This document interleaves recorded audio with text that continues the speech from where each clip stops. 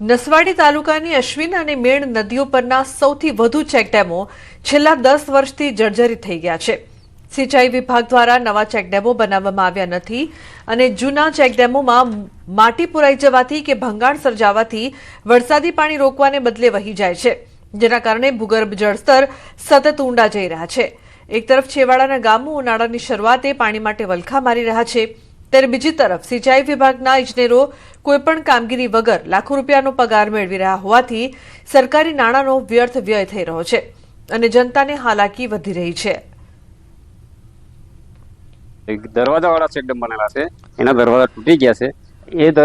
એ ચેકડેમના દરવાજા બંધ કરે તો અમુક ટકા પાણી ત્યાં આગળ રોકાય અને જમીનની અંદર શોષ થાય, તો લગભગ એ પાણી જમીનમાં ઉતરે તો અમારે જે હેડપંપમાં જેવી વસ્તુમાં પાણીના તળ ઊંચા આવે તો આવા ઉનાળામાં અમને તકલીફ ના પડે। તો ખરેખર આવા તૂટેલા ચેકડેમની અંદર જો દરવાજા મુકાય એવી આશા અમે સરકાર પાસે માંગીએ છીએ। પાણી આ ડેમ બનાવ્યો છે પણ આ પાણી રોકાતું નથી, એને રિપેર કરવાની જરૂર છે।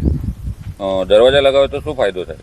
દરવાજા લગાવે તો પાણી રોકાય પણ દરવાજા પણ નહીં લગાવ્યા, ફરી રિપેર કરી આપતા હોય તો સારું। છોટાઉદેપુર જિલ્લામાં અલગ અલગ જગ્યાઓ ઉપર જે સરકાર દ્વારા ચેકડેમો બનાવવામાં આવે છે કે જે પાણીનો સંગ્રહ થાય અને સિંચાઈની સુવિધા ખેડૂતોને મળે, પરંતુ નસવાડી તાલુકાનો આપ જોઈ શકો છો કે જ્યાં નદી ઉપર જે કોતર ઉપર જે ચેકડેમ બનાવવામાં આવ્યો છે તે બિલકુલ બિસ્માર હાલતમાં છે, બિલકુલ રીતે તૂટી ગયો છે, એટલે આ ચેકડેમ પર પાણી ન ભરાય અને સિંચાઈનો લાભ આ વિસ્તારના ખેડૂતોને ન મળે।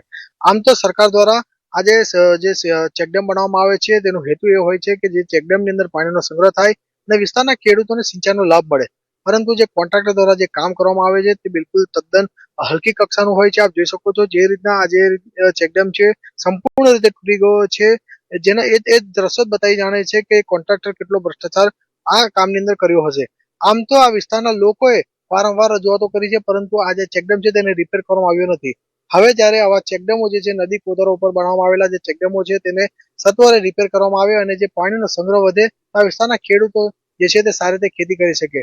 આમ તો આ વિસ્તારના ખેડૂતો જે છે અહીંથી માઇગ્રેશન કરીને જતું રહેવું પડે છે, કારણ કે અહીં કોઈ સિંચાઈનો કોઈ સુવિધા નથી। માત્ર એક જ સ્ત્રોત છે કે આ જે ચેકડેમ જે છે રિપેરિંગ કરવામાં આવે અને અહીં જે પાણીનો સંગ્રહ થાય ત્યારે આ વિસ્તારના ખેડૂતોને લાભ થાય તેમ છે। સેજબ ખત્રી, ન્યૂઝ 18 ગુજરાતી, છોટાઉદેપુર। ગુજરાત એટીએસે આંતરરાષ્ટ્રીય સ્તરે નશાકારક દવાઓની હેરાફેરી કરતા મોટા નેટવર્કનો પર્દાફાશ કર્યો છે। આ કેસમાં એટીએસે 3 આરોપીની ધરપકડ કરી છે। એટોમિટેડ નામની દવાને એલોવેરા પાવડર તરીકે ખોટા લેબલ લગાવી એર કાર્ગો મારફતે થાઇલેન્ડ, મલેશિયા અને સિંગાપોર જેવા દેશોમાં ગેરકાયદેસર રીતે મોકલવામાં આવતી હતી।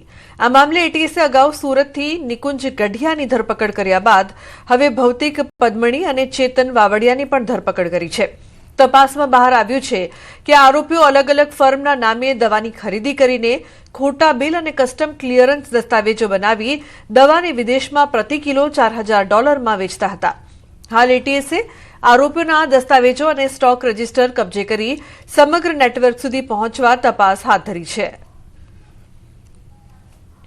जिसमें फर्स्ट हमने निकुंज करके एक आदमी को अरेस्ट किया गया था। इस मॉड्यूल में 2 और को पकड़ा था, जिसका नाम है चेतन और भौतिक, जो भी अलग अलग फर्म के अंदर मिसलेबलिंग करके एटोमिडेट एनालिसिक ड्रग को इंटरनेशनल मार्केट्स में मिसयूज करने के लिए अभी मुंबई जाके उसको तपास किया था, जिसके अंदर हमको अराउंड 6 पैकेट्स कुल मिला के 22 किलोग्राम्स ऑफ एटोमिडेट हमने सीज किया। अन्य महत्वपूर्ण समाचार साबरकांठाथी हिम्मतनगर नगरपालिकाए हाईवे साइडना दबाण दूर कर्या छे।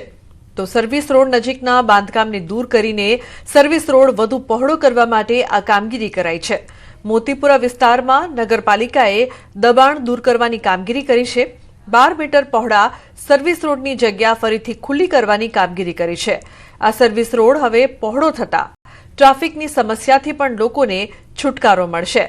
आरसीसी सर्विस रोड हवे 7.5 मीटरथी वधीने 10.75 मीटर पहोळो कराशे, जेथी हिम्मतनगर शहेरनुं मोतीपुरा जंक्शन वधु विशाळ तो थशे ज, पण साथे